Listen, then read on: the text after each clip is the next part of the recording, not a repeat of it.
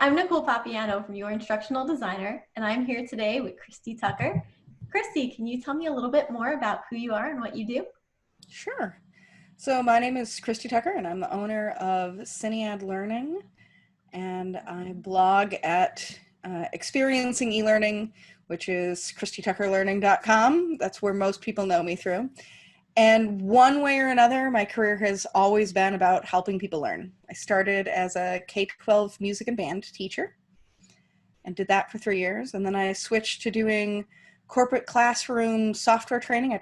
Went to different businesses and taught people how to use Microsoft Office, and discovered I liked working with adults, but I was tired of being on stage all day, every day, and missed doing curriculum development and missed the writing side and the planning that I had done as a teacher.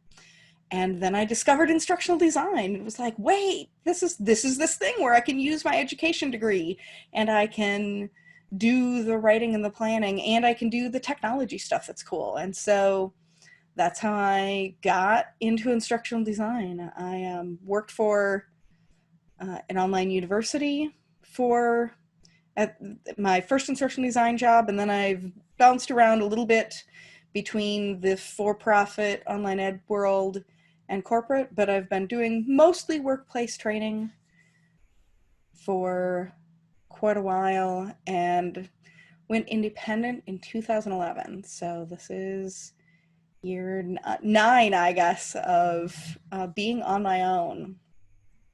So that's my quick story. That's a really cool story. I mean, it sounds like you've seen education from like every angle at this point in your journey.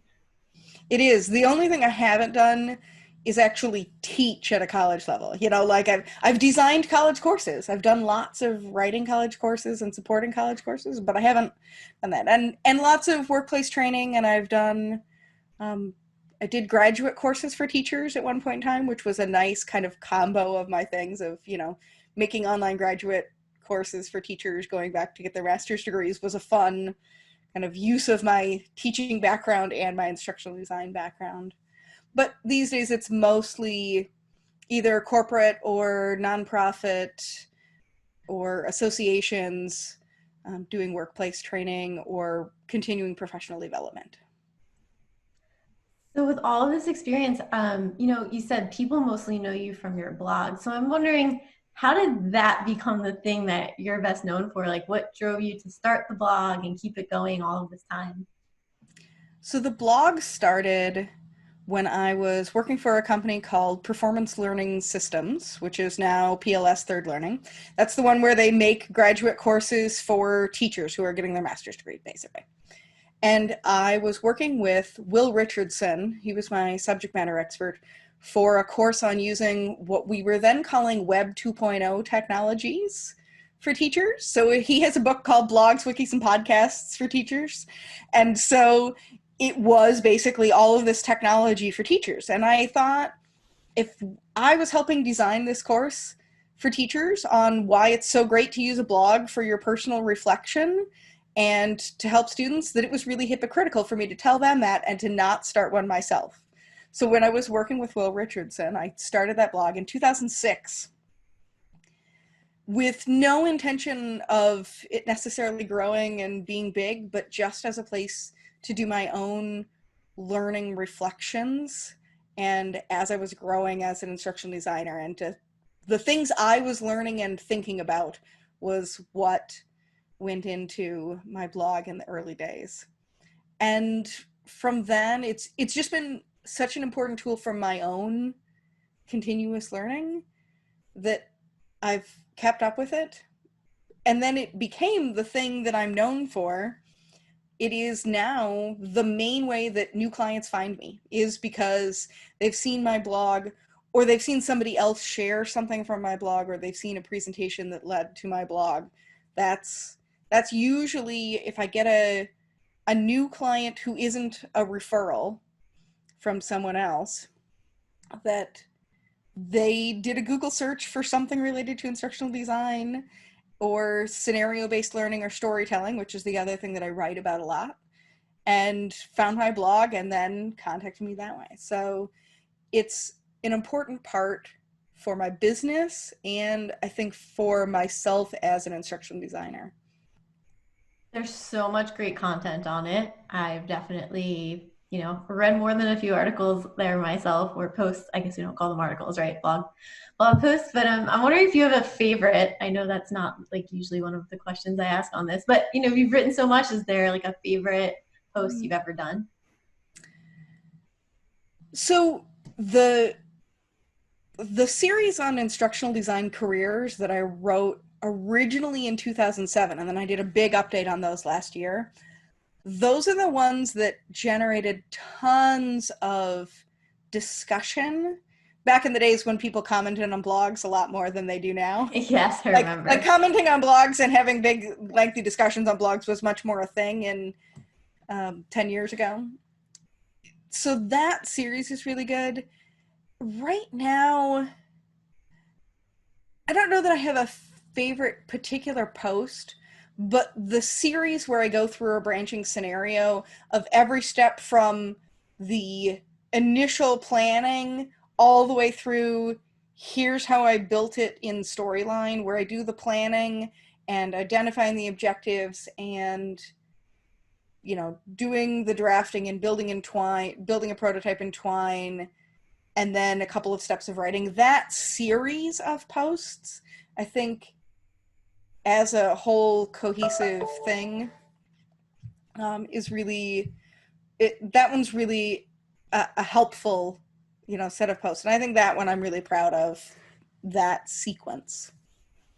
Awesome. Sorry, I know I totally put you on the spot, but I will definitely recommend that you check those out if you're new to instructional design because Christy is brilliant and her posts have a lot of really wonderful information that I think you're just not going to get in a school book if you're like studying instructional design in school, or even if you ask someone, they're really thorough and thoughtful and evidence-based, a lot of them, which is pretty cool because you don't see that a lot out on the LinkedIn and the other places where we go to find our information these days.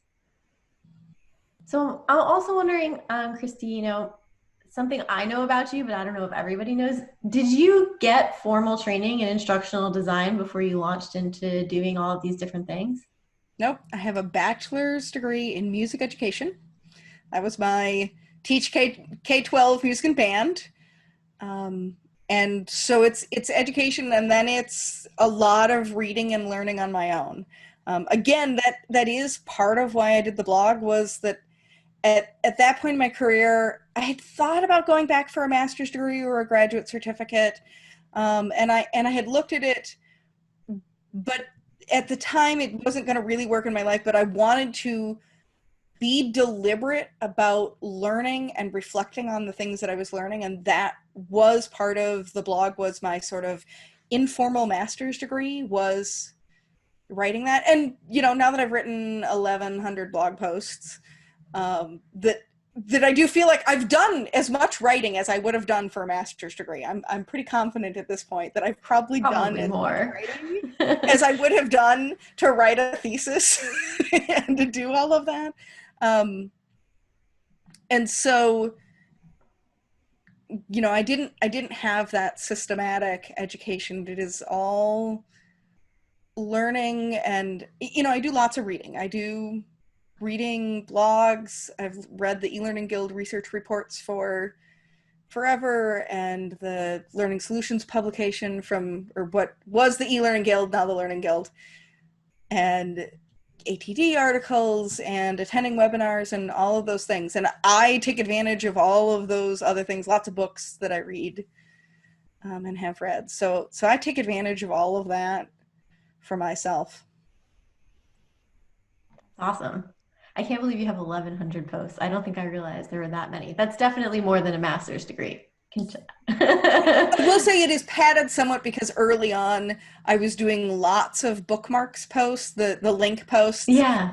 Because the job at the time, I was doing tons of curating resources. So I had lots of curated resources, and I was doing those posts almost daily in the early days of my blog. So I would sometimes have 3 or 4 posts per week with just curated links. And so that does pad my number a bit. But even if we take out, want to say it's 700 or 800 of those bookmarks posts, which is, links with commentary. There's still effort in those. Even if we take out those, it's still 300 or 400 blog posts, which is, I think, still, if you figure 300 blog posts at 500 or 600 words each, it's a lot of writing. It's like 5 books. It's crazy. Yeah. And to me, like the 700 or 800 little mini posts, to me, that's like an annotated bibliography. So as far as I'm concerned, you have a doctorate in instructional design. I mean, and curating resources is a useful thing. I mean, so I still do that. I'm doing those curated resource posts about every 6 weeks now, because I'm just not saving as much as I used to. But I do lots of, I'm very deliberate about saving my resources, and I have this library of links where I can go back and find stuff when somebody says, oh, well, can you do this such and such, or what does the research say on this? Oh, well, let me go find the links that I've tagged over the years, and then I can go find it and share those things. And that's part of what I do out in the community, when I'm out in online groups and interacting and answering questions. It's either here, I have a blog post where I answered this question, which there's a lot of that too, of somebody else asked a very similar question, here's what I answered. Or here's some links because I've already saved it in my library. And that's a lot of what I do out in the community. So. What I should be doing, because I lose all of my links, especially every time I change my computer.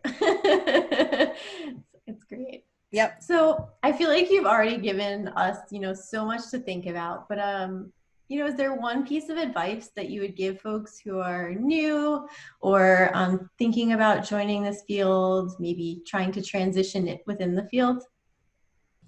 So I think for people who are brand new and looking for a job, that having a portfolio where you show a couple of samples and you talk about your samples, not just put a link out there or a screenshot or even an interactive sample with no context. I think that that's a big deal. I think that people getting that first instructional design job can be really hard sometimes. For me, when I sort of skimmed over the part of my job search of when I went from corporate training to instructional design. That took me a year. And I had a spreadsheet of all of my things that I had applied to, every job, every interview, every application. That spreadsheet had 200 rows in it. Wow. Because it took me a year, and it took me effectively 200 tries to get that very first one. And I made several mistakes in my job search, which we won't go into all of it, but one of the big ones is that I did not have a portfolio, and I didn't have samples that I could show. Now, in 2004, you could sort of get away without having an online portfolio. Mm-hmm. It wasn't quite as much the expectation. Print portfolios were still kind of a thing then. But now, I think that if you're having trouble getting a job, that's usually the first place I look is, well, what's your portfolio? Oh, I don't have one. Well, let's work on that first, and then we'll go from there. So that's my big advice for people who are transitioning or looking for that first job. And if you're having trouble, keep trying. Don't give up after, 5 applications is not necessarily going to be enough. Once I got that first instructional design job, it's never been hard for me since then. I have always had recruiters seeking me out since I had that very first instructional design job, but getting my foot in the door and making the transition initially was hard. And I made it harder for myself by not having any formal education, no graduate certificate or anything, and not having a portfolio. So I made my life more challenging than it probably needed to be. Well, what I'm hearing is that 199 employers were really silly and missed out on a really good opportunity to have an awesome instructional designer on their team. But I do hear you. You have to get yourself noticed. Yeah. And I want people to feel like, it is demoralizing to be rejected that many times. So here's the thing of like, if you look at my blog, you look at where I am now, and now you go back and you realize that 199 employers, I mean, some of those were multiple contacts, so maybe not quite that many, but at least 150 employers opted not to hire me. And I still made it. So you can come join my club of people who've been rejected a whole bunch of times, and we'll start a club together. And it's okay to not give up and to keep trying and to keep applying for stuff even if you don't meet every single requirement. Where those job listings that say, oh, entry level instructional designer must have 5 years of experience. Okay, well, apply anyway. Apply to the stuff and try, and don't let it get you down if you've gotten rejected, because I got rejected too, and I still made it anyway. Me too. Yeah, everybody faces rejection along the way. Mm-hmm. That's great advice. But the big advice is the portfolio, right? Portfolio. So portfolio. Hopefully the portfolio so you don't get rejected 200 times. I mean, really, I don't think I've ever heard anybody who had quite as much trouble breaking into this field as I did. There's some other problems that I had, and I know why. In looking back, I can figure out what else I did, that there were some problems in my resume and my cover letter and some other things I did. But I think that portfolio is really the big advice for folks who are new to the field. Awesome. Yeah. So if you're home and you're watching this and you don't have one, I'm in total agreement with Christy. Go put together your portfolio like yesterday, right now. Go do it. Before I let you go, is there anything else that you want to share with the folks at home? I will just do a little plug for my blog. Once again, it's Christy Tucker Learning, Christy Tucker, Tucker, learning.com. And I've got lots of things on scenario-based learning and lots of things about instructional design careers, so that I do think it's important to give back to the field. Lots of people have helped me along the way, and so this is also that way of giving back. So come and subscribe to the blog and see the stuff that I'm doing as I show my work as I'm learning. Absolutely. So, Christy, thank you so much for joining us. If you're watching and you're as excited to hear about all of the awesome things that Christy's been writing about and thinking about and doing throughout her career, then you can check out the link to her blog also below. You can just click it so you don't have to remember all the letters and learn more about her there. So, until then, we'll see you next time. Bye-bye. Thanks.